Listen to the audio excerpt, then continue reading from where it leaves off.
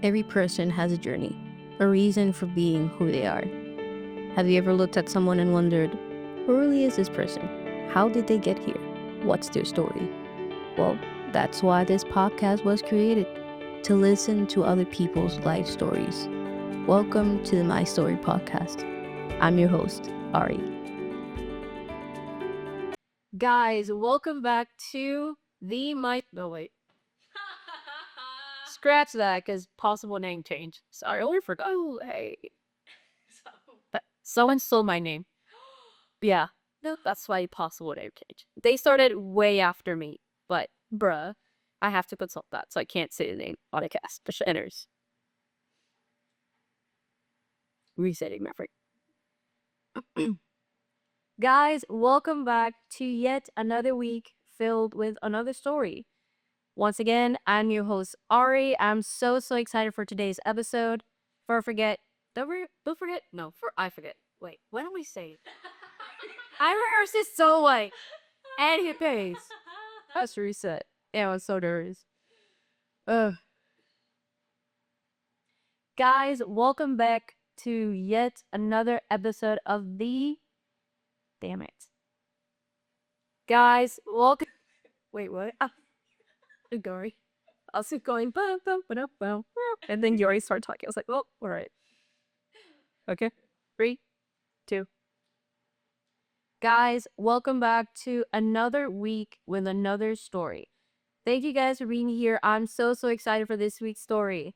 But before I forget, don't forget to subscribe and like.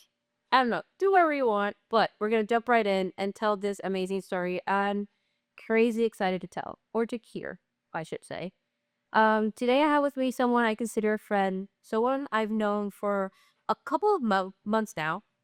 However, I started to hear a lot of different bits and pieces of her life, and I was like, I actually don't know you. What? So, this is what this audio is about. Just listening to people's stories and get their perspective of life. So, without further ado, welcome, Kaitlin. Hi, thanks for having me. So, thank you for being here. Hey, I know you have a busy schedule. I have lots of stuff, so I'm so comfortable here. Awesome. So, you guys already know we usually start asking about your last name because last names hold a lot of history. So, your name is Kaitlin Poindexter. Yes. Okay. Can you tell us about your last name? Any history there? Yeah. Okay. So, my last name is Poindexter. And I did some research before we started, so I wanted to be sure that I was right. Fact check myself. But it's of Old French origin. And the rough translation of it means like right fist. And of course, many people interpret it different ways, but at least how I interpret it is someone who is very pointed about what they do, and someone who holds a lot of um someone who purposely makes calculated choices. You know what I mean? Yeah. And and someone who is direct in what they're doing and or what they're saying. And I think that fits me very well. Or the me that I have started to realize that I am becoming. Okay. Certainly have not placed myself in that category all the time. It hasn't really been until about the past year and a half or so where I'm like, yeah, okay, I'm a pretty direct, confident person. So it's kind of cool to think I've grown into my name. It's basically. Yeah, I was about to point on that. It's interesting how, like discovering the history within your last name that is part of you, part of who you are, and embracing that completely into your person, your personality. Yeah, that's very interesting. So you were mentioning that you're very direct and all that. So funny enough, you are a director. You have directed a couple of short films. You have also acted your whole life, I believe. I have, yes. So let's go back. Go back a little bit. This is how I met Kaitlin. She's a director. She does a whole lot of things, but she's just a senior. Funny enough, early you just mentioned that you're pretty direct, part of your last name. However, that is ironically how I met you. You have directed a lot of short films and you've acted your whole life. So I just want to go back to it all. Um, how did that start? When did your interest for acting started? When like you're a senior, you graduated college, you recently graduated. So let's start there. Like, Yeah. tell us all. Yeah. Gosh, I mean, I've been acting for about 2 decades now, candidly. So I mean, this all started when I was, gosh, I think about 6 or 7. Uh, my mom was looking for things for me to do because as a child, I was very antisocial. I had a hard time like connecting with people. I wasn't really feeling comfortable anywhere I was, and so my mom was trying to help me and look for a way for me to kind of be in a safe space where I can explore those complicated emotions I was having when I was younger. Um, and what best place to do that than theater, you know? Um, and so the theater in my city, Playhouse on the Square, I think they still do it, but they held like a youth group, like summer conservatory, sometimes it was, and it was just this like week long or 2 week long camp. We go and you take classes and you learn how to act and sing and dance with a whole bunch of other kids. And then you grow in your talent from there. And so my mom was like, "Hey, you want to try it?" I was like, "Sure, I guess." Um, and so then I enrolled. I ended up really loving it as a kid. I had a great time meeting other kids who were maybe as eccentric or as weird as me, you know. And one of my instructors in the camp was like, "Hey, we are putting on a show of Annie soon. I think you should come in and audition." Or he said this to my mom. I think she should come in and audition. And my mom was like, "Yeah, sure, it'd be great." So I went in, auditioned, I got the part of Molly and Annie, which we don't know is one of those 7 other little orphans around Annie. Um, and that was the first show I ever did, and it was such a distinct feeling of, "This is where I belong. This is what I'm meant to do," which is crazy to experience so young, Right. thinking about it now, but it's been that way ever since. I did that show, several times, over the course of 2 different years, and then I've never stopped doing theater since. I've done shows in Nippus, I've done stuff all over all over the country, and it's been so fun, and it really helped me get comfortable around other people because we'll get to this point later on, I'm sure, but it allowed me to kind of present myself in a different way where I didn't have to present as myself. I was this character. Mm. And so it was kind of like a way for me to meet people behind like a wall where I didn't have to like be mean, you know what I mean? Yeah. Um, and that affects some things later on that we'll get to. But yeah, so I did theater. I'm still doing theater. But I did all throughout high school. Um, but then about my sophomore year of high school, I think my high school had its own TV studio. No. And I had never have even looked into the film world, the journalism world, anything like that. I didn't know anything about it. So I was very yellow. But my high school had something called production workshop, which is essentially like the high level theater and film students of the fine art department at my school. It was kind of like the honors system. And for me to do like the honors theater, I would have to do the honors film stuff as well. I was like, "Oh, okay. I'm just gonna enroll in this class, try it, see if I like it." And I did. I ended up loving it. It was more journalism heavy, because we had a lot of like in-house TV shows we put on for like the student body of the school and stuff like that. And then for projects, we go out and we interview things for the community and stuff. So I have a journalism background first, and I just loved it. I loved being in that environment where everybody had a specific job to do. And I felt like I had value being in that environment. And it was great. I fell in love with it. And then I got into college and I majored in musical theater because that's what I've done all my life. I originally had film just as a minor because I was like, oh, I enjoyed this in high school. I don't really know what to do with it, so I'll just minor in it. But then I was like, no, you know what? This is just as part of myself I'm learning now as theater is.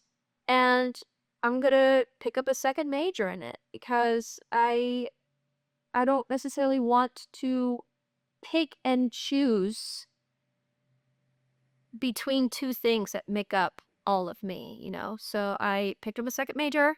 And that's when I kind of directed away from journalism more into narrative filmmaking. And I love it. I love directing. I love writing. Um, and I'm such a storyteller. I mean, you can see I'm like my hands all over the place while talking, which is crazy. But that's just who I am. I'm a person who connects with the world through art, and it kind of it saved me in a way. So that's how I got into it. That's why I love it. Okay. So I heard you. And first of all, it's just amazing how you're so aware of your story.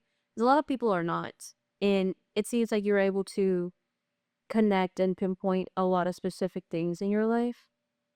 And let's get into those a little bit. Yeah.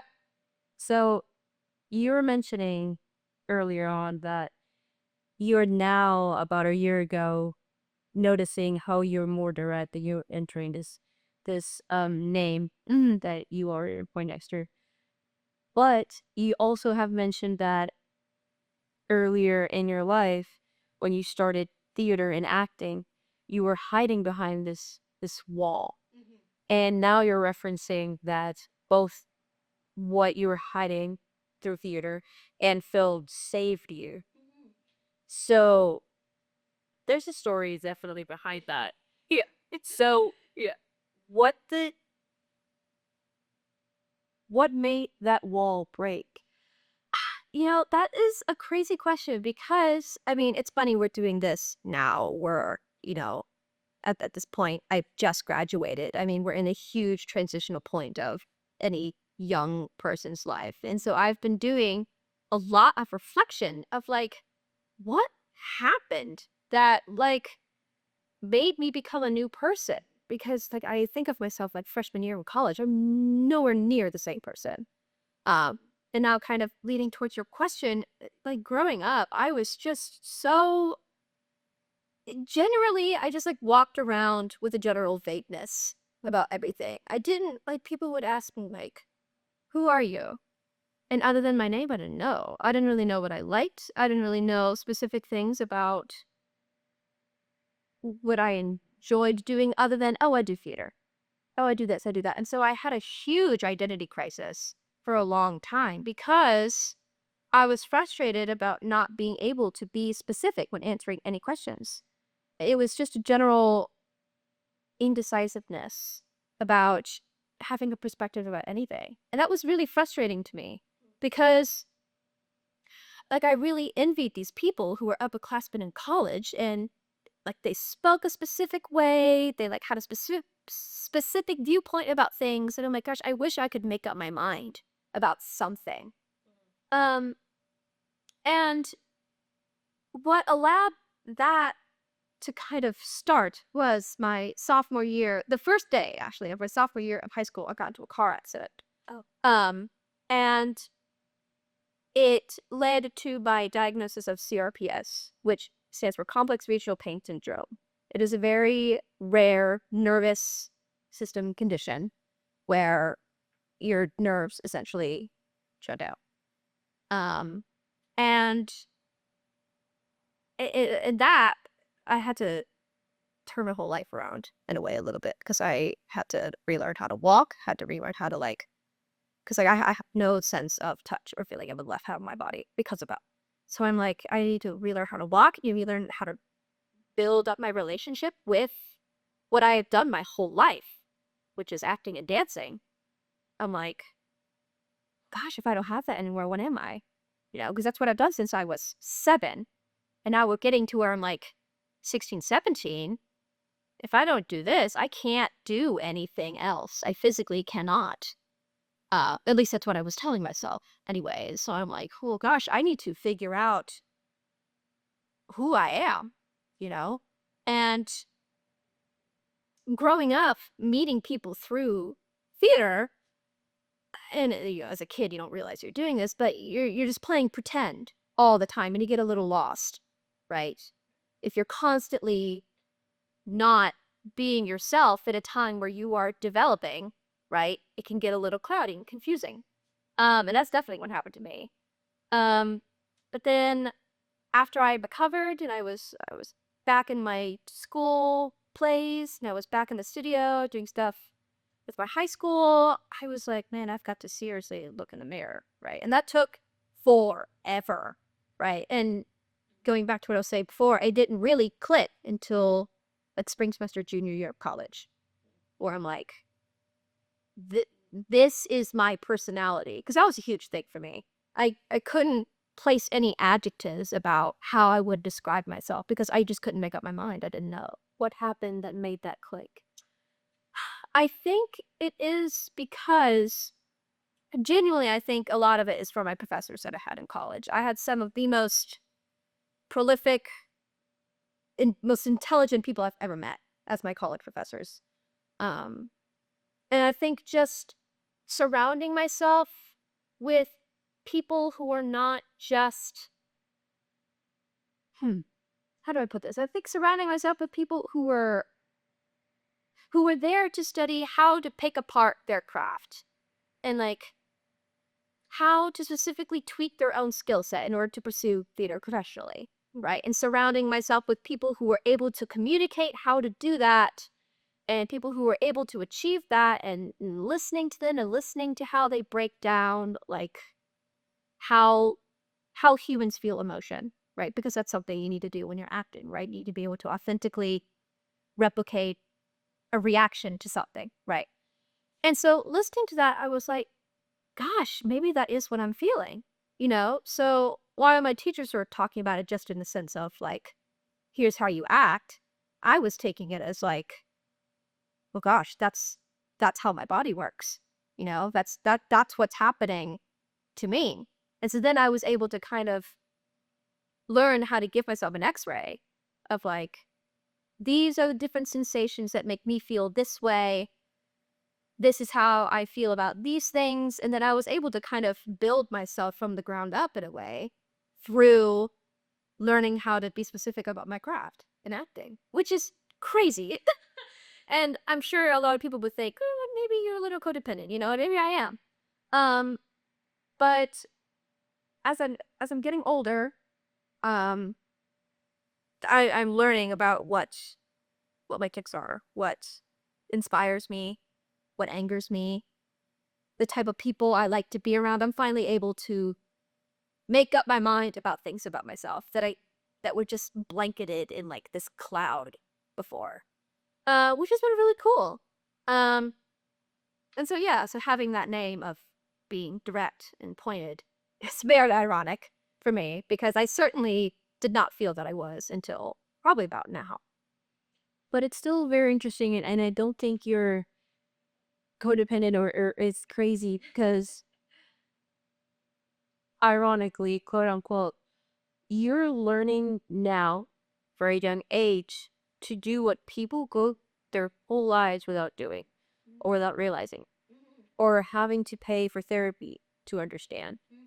And yes, you're paying for school, but your classes and your craft have, now I get what you say, kind of saved you. Yeah.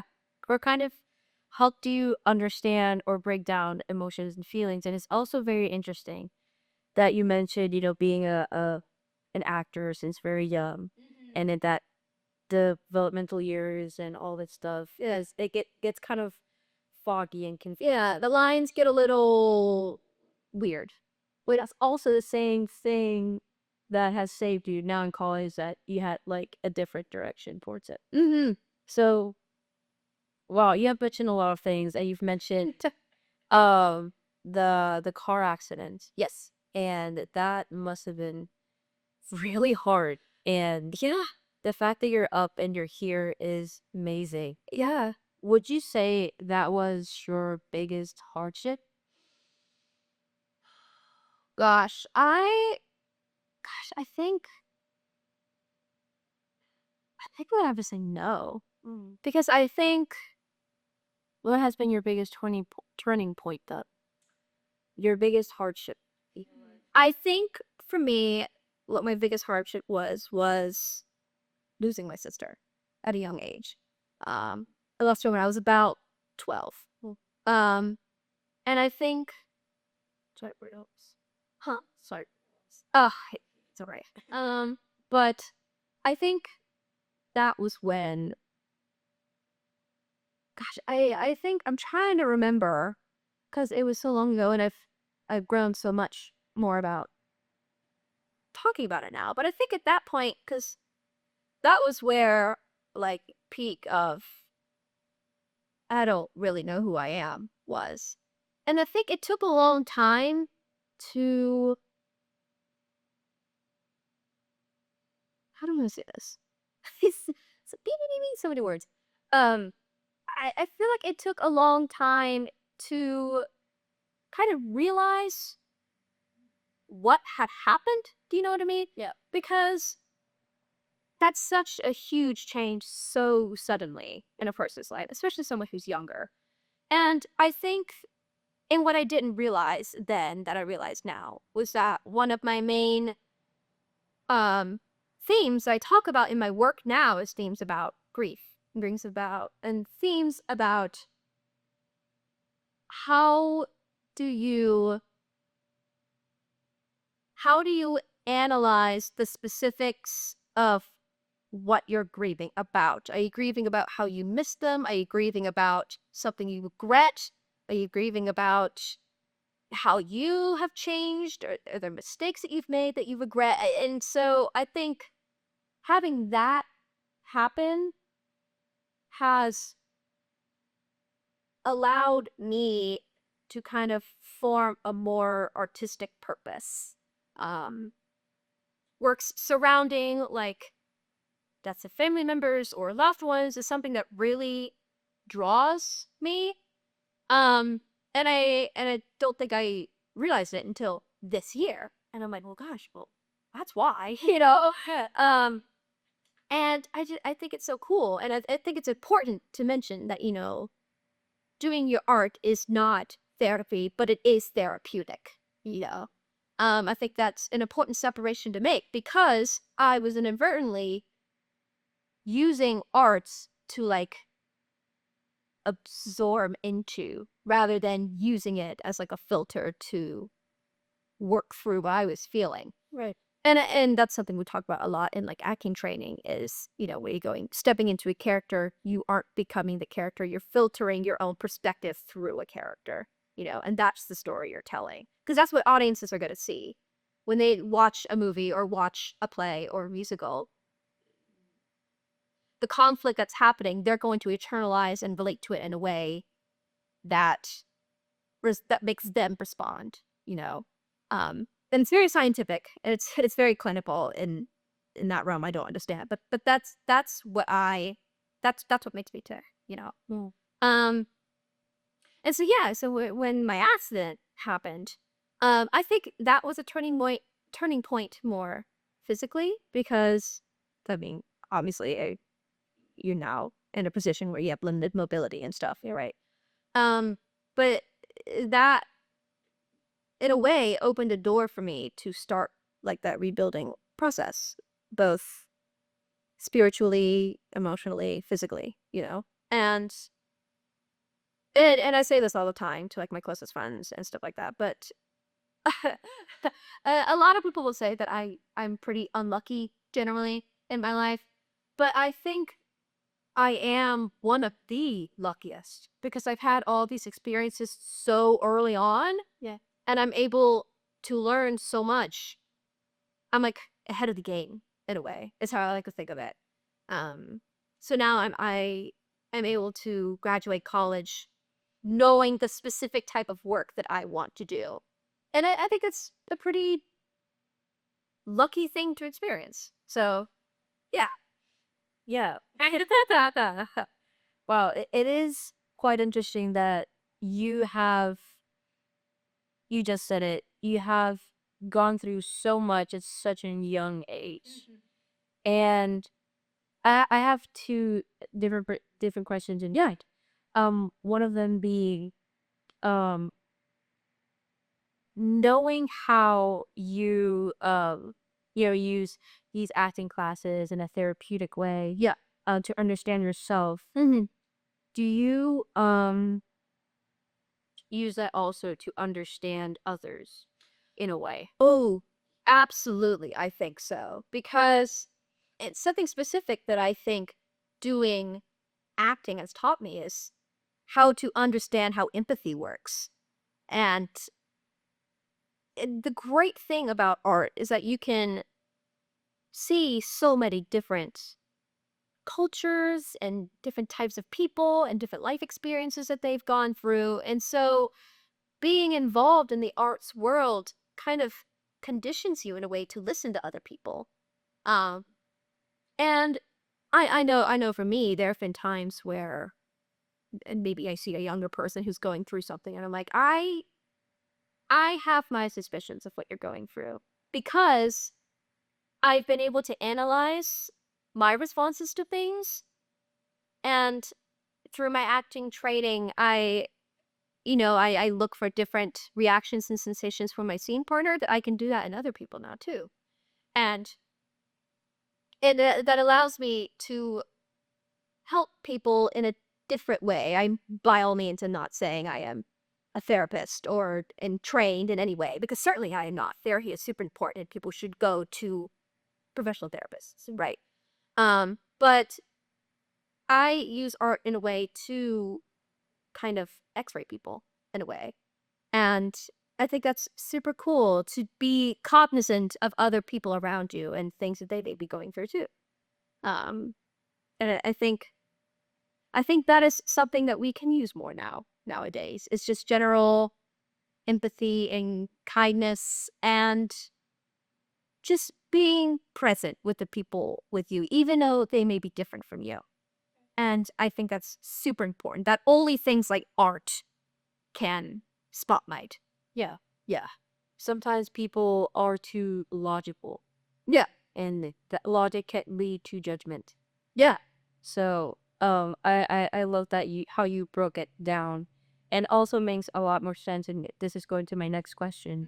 I've seen you direct, films, and knowing now how you view things and analyze things based on your, training. Hmm.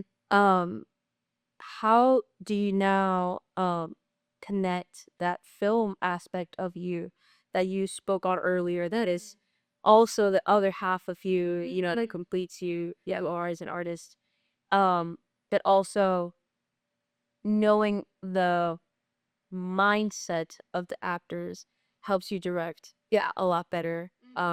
Instead of saying be more angry, you're just like, hey, reflect on this. You can you talk about this other aspect of yourself.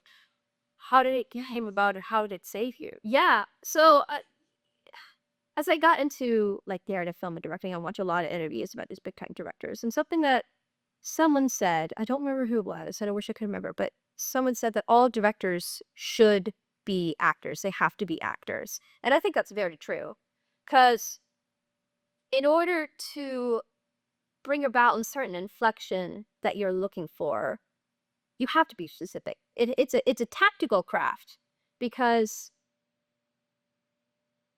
I'm trying to think of a way to phrase this.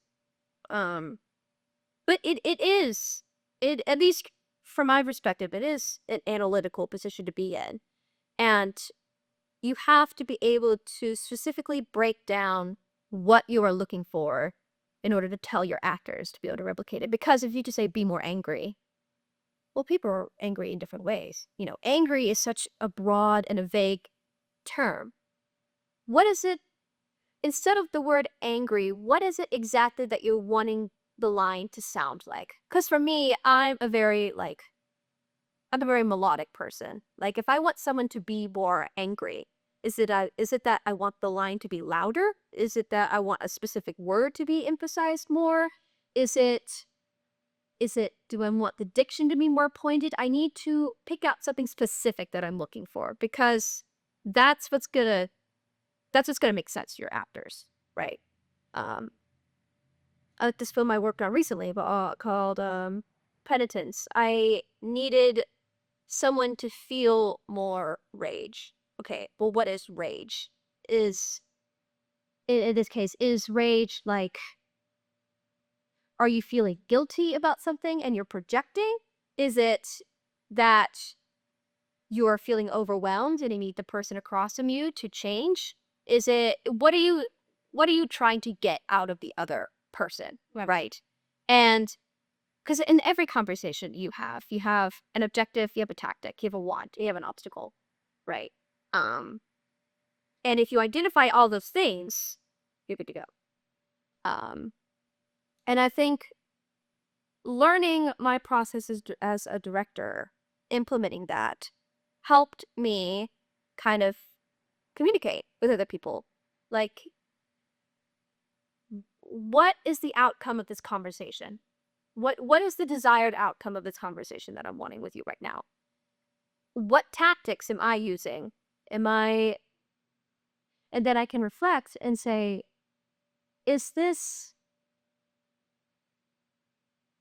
is the desired outcome I'm trying to achieve something that will benefit the both of us? What type of relationship am I looking for with you? And so and you could take it a million different directions. It can get kind of like existential in a way. But yeah, I think learning how to act certainly helped me become a director. Um, but part of me thinks it's a necessary pipeline, you know. How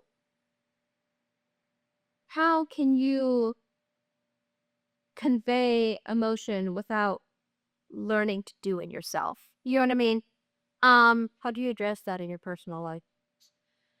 How do I address that in my personal life? I think for me it just comes across as more empathetic. You know, like, how can I expect something out of you when I don't know how to do it myself?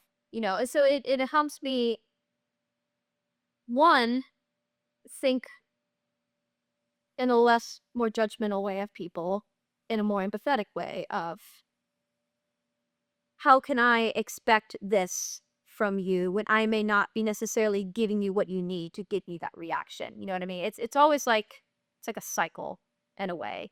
Um, and so it's allowed me to like flourish in my romantic life. It's allowed me to flourish in my friendships.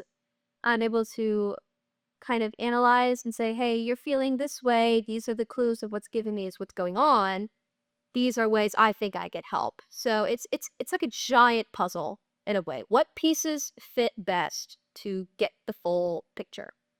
Yeah, I think that answers your question. It does. And we're about to conclude, but it's so interesting that you started off as this introverted, reserved kid that you were referencing at the beginning, that your mom was trying to get you to do stuff, and you've become this person who is able to not only be more extroverted, but is able to break down emotions and help yourself and help others Yeah. through your craft and through who you are.